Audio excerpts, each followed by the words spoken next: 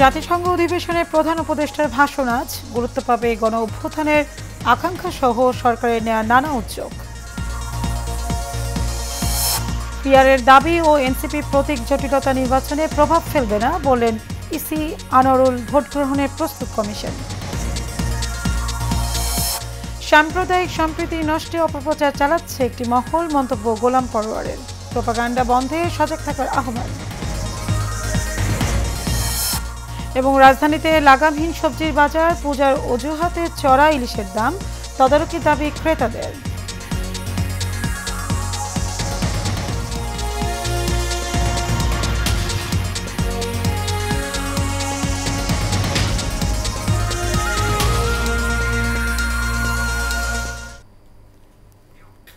স্বাগত এশিয়ান নিউজে, আপনাদের সাথে আছে আমি মারিয়া মিকো। এতক্ষণ শুনছিলেন বিআরবি কেবল ইন্ডাস্ট্রিজ লিমিটেড সংবাদ শিরোনাম। চলে যাব বিস্তারিত সংবাদে। প্রধান উপদেষ্টা অধ্যাপক ডক্টর মোহাম্মদ ইউনূস আজ জাতিসংঘ সাধারণ পরিষদের ৮০তম অধিবেশনে ভাষণ দেবেন। সূচি অনুযায়ী নিউ ইয়র্কে স্থানীয় সময় সকাল ৯টায় অধিবেশন শুরু হবে। এই অধিবেশনে প্রধান উপদেষ্টা দিনের ১০ম বক্তা হিসেবে ভাষণ দেবেন। প্রধান উপদেষ্টা তার ভাষণে অন্তর্বর্তী সরকারের নেয়া সংস্কার কার্যক্রম, ২০২৪ সালের জুলাই মাসে গণ অভ্যুত্থানের আকাঙ্ক্ষা, ২০২৬ সালের ফেব্রুয়ারিতে অবাধ ও সুষ্ঠু নির্বাচন আয়োজনের অঙ্গীকার, জুলাই হত্যাকাণ্ডের বিচার এবং রোহিঙ্গার সংকট বিষয় তুলে ধরবেন বলে আশা করা হচ্ছে। বৃহস্পতিবার প্রধান উপদেষ্টার প্রেস সচিব শফিকুল আলম এক ব্রিফিংয়ে জানান, অধ্যাপক ইউনূস গত ১৪ মাসে অন্তর্বর্তী সরকারের সংস্কার কার্যক্রম এবং দেশের অর্থনৈতিক পুনরুদ্ধারের অগ্রগতি সম্পর্কে বিশ্ব সম্প্রদায়কে জানাবেন। গণতান্ত্রিক উত্তরণ নিশ্চিত করতে সরকারের নেওয়া উদ্যোগও ভাষণ গুরুত্ব পাবে।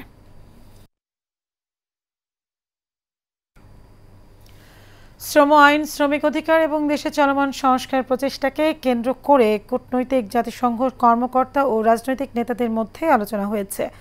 বৃহস্পতিবার জাতিসংঘে বাংলাদেশ স্থায়ী মিশনের আয়োজনে অনুষ্ঠিত এই এক উচ্চ পর্যায়ে নৈশভোজে রাজনৈতিক নেতারা শ্রম সংস্কার ও পোশাক শিল্পে টেকসই প্রবৃদ্ধির অঙ্গীকার জানিয়েছেন। অনুষ্ঠানে প্রধান অতিথি ছিলেন প্রধান উপদেষ্টা অধ্যাপক ডক্টর মোহাম্মদ ইউনূস। এই সময় ফেব্রুয়ারিতে আসন্ন জাতীয় নির্বাচনের আগে আন্তর্জাতিক শ্রম সংস্থা আইএলও কনভেনশনের সঙ্গে সামঞ্জস্যপূর্ণ গুরুত্বপূর্ণ সংস্কার বাস্তবায়নের প্রতিশ্রুতি পুনর্ব্যক্ত করেন প্রধান উপদেষ্টা।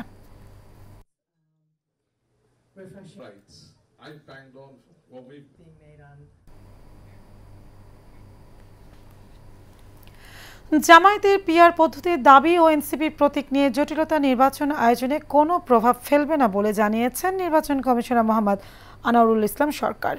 আজ চাঁপাইনবাবগঞ্জের শহীদ সাটু হল মিলনায়তনে নির্বাচন প্রক্রিয়ায় ভোট গ্রহণকারী কর্মকর্তাদের দায়িত্ব পালনে চ্যালেঞ্জসমূহ নিরূপণ ও উত্তরণের উপায় শীর্ষক কর্মশালায় উদ্বোধন শেষে সাংবাদিকদের তিনি এসব কথা বলেন। নির্বাচন কমিশনার বলেন, বিগত নির্বাচনের ভোট কারচুপির সঙ্গে যারা জড়িত ছিল তাদের পরবর্তীতে দায়িত্ব পালন করতে দেয়া হবে না। ত্রয়োদশ জাতীয় সংসদ নির্বাচন আয়োজনের জন্য কমিশন সদা প্রস্তুত রয়েছে।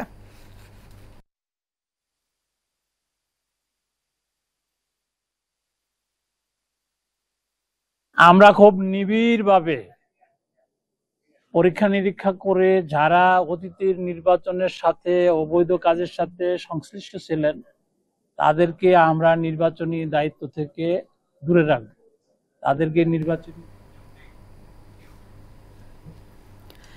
একটি মহল সাম্প্রদায়িক সম্প্রীতি নষ্টের ভুয়া তথ্য, অপপ্রচার, প্রোপাগান্ডা তুলে দেশের সুনাম নষ্ট করার পায়তারা চালিয়ে যাচ্ছে বলে মন্তব্য করেছেন বাংলাদেশ জামায়াতে ইসলামীর সেক্রেটারি জেনারেল অধ্যাপক মিয়া গোলাম পরোয়ার। খুলনার ডুমুরিয়া ও ফুলতলায় আলাদা ছাত্র ও যুব সমাবেশে প্রধান অতিথির বক্তব্যে একথা বলেন তিনি।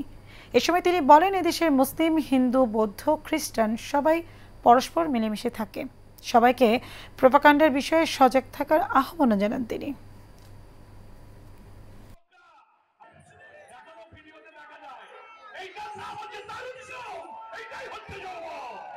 আমরা যদি নতুন বাংলাদেশ, মানবিক বাংলাদেশ, আমাদের ন্যায় বিচার, বৈষম্যহীন সমাজ, একটা কল্যাণ রাষ্ট্র, পবিত্র কোরআন সুন্নাহর ভিত্তিতে যদি পেয়ে যাই, জুলুম থাকবে না, ইনসাফ হবে।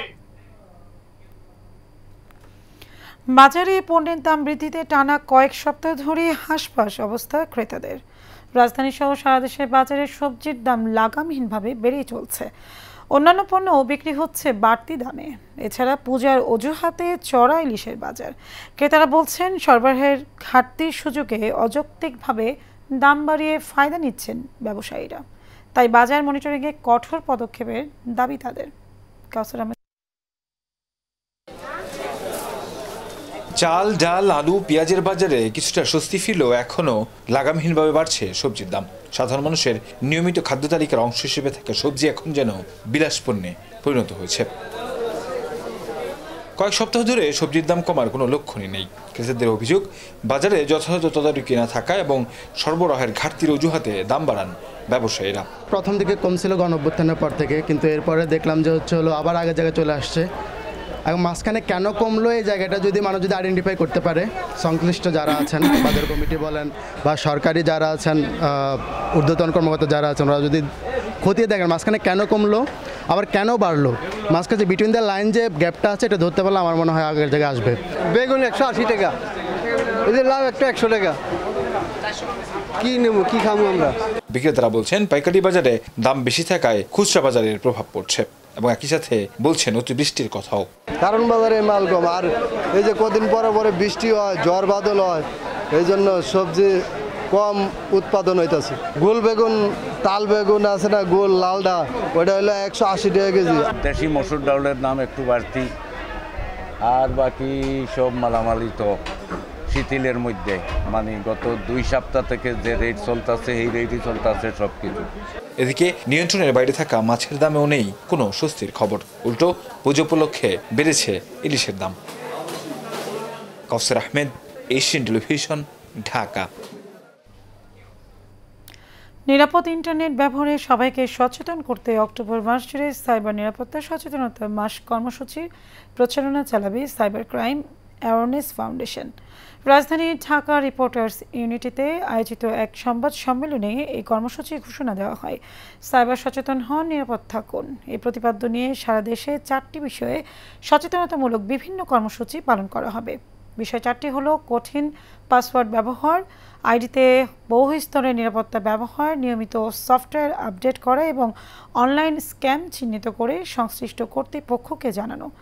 অনুষ্ঠানে বক্তারা বলেন, সাইবার হামলা, ডেটা চুরি, এআই প্রযুক্তি অপব্যবহার করে ভুয়া তথ্য প্রচার এবং অনলাইন প্রতারণার মতো ঝুঁকিগুলো রাষ্ট্র ও জনগণের নিরাপত্তা হুমকির মুখে ফেলছে।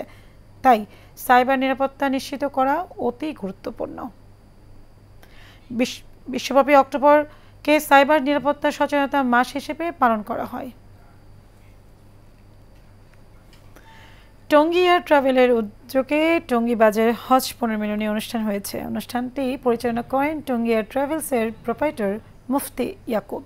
সভাপতিত্ব করেন আলহাজ শাহাবুদ্দিন। প্রধান অতিথি ছিলেন ঢাকা মহানগর উত্তর বিএনপির সদস্য সচিব হাজী মোহাম্মদ মুস্তফা জামান।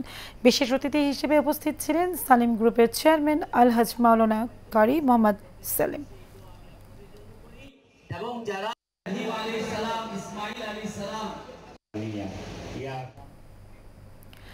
দিনের শাসন কায়েম করতে হলে ঐক্যবদ্ধভাবে ভূমিকার প্রয়োজন বলে মন্তব্য করেছেন চট্টগ্রাম 3 আসনে ইসলামী আন্দোলন বাংলাদেশের মনোনীত প্রার্থী অধ্যাপক আমজাদ হোসেন।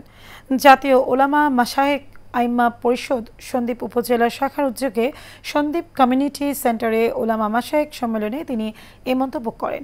উপজেলা শাখার সভাপতি মাওলানা আবু বকরের সভাপতিত্বে অনুষ্ঠানের প্রধান অতিথি ছিলেন জাতীয় ওলামা মাশায়েখ আইম্মা পরিষদের কেন্দ্রীয় যুগ্ম সাধারণ সম্পাদক মুফতি শামসুদ্দোহা আশরাফি।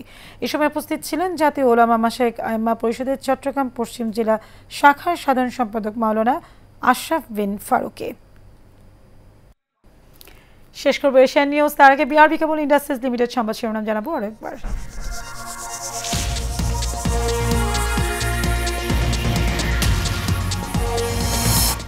জাতিসংঘ অধিবেশনে প্রধান উপদেষ্টার ভাষণ আজ গুরুত্ব পাবে গণ অভ্যুত্থানের আকাঙ্ক্ষা সহ সরকারের নেওয়া নানা উদ্যোগ।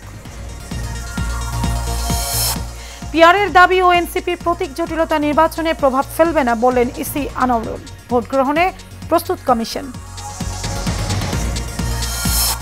সাম্প্রদায়িক সম্প্রীতি নষ্টে অপপ্রচার চালাচ্ছে একটি মহল, মন্তব্য গোলাম পরোয়ারের। প্রোপাগান্ডা বন্ধে সজাগ থাকার আহ্বান। এবং রাজধানীতে লাগামহীন সবজির বাজার, পূজার অজুহাতে চড়া ইলিশের দাম, তদারকির দাবি ক্রেতাদের।